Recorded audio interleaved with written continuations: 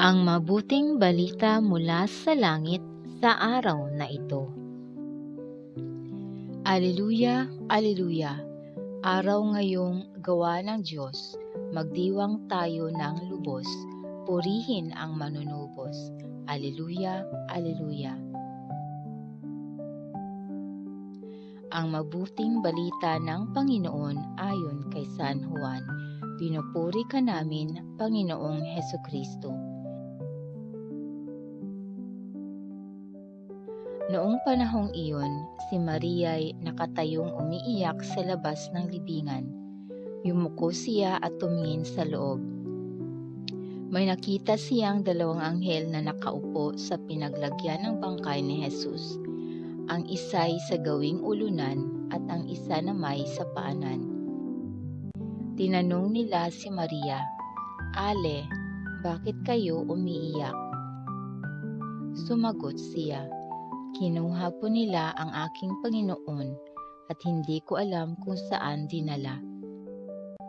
Lumingon siya pagkasabi nito at nakita niya si Jesus na nakatayo roon. Ngunit hindi niya nakilalang si Jesus iyon. Tinanong siya ni Jesus, "Bakit ka umiiyak? Sino ang hinahanap mo?"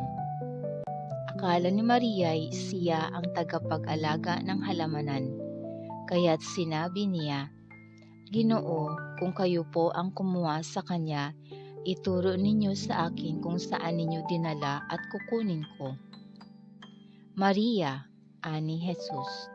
Umarap siya at kanyang sinabi, "Rabboni," ibig sabihin, Guro. "Huwag mo akong hawakan sapagkat hindi pa ako nakapupunta sa Ama," wika ni Jesus.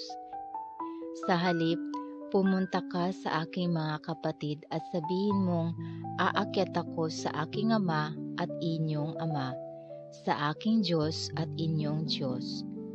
Kaya't si Maria Magdalena'y pumunta sa mga alagad at sinabi, "Nakita ko ang Panginoon," at tuloy sinabi sa kanila ang bilin ni Jesus.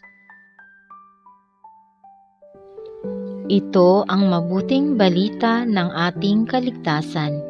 Papuri sa Diyos.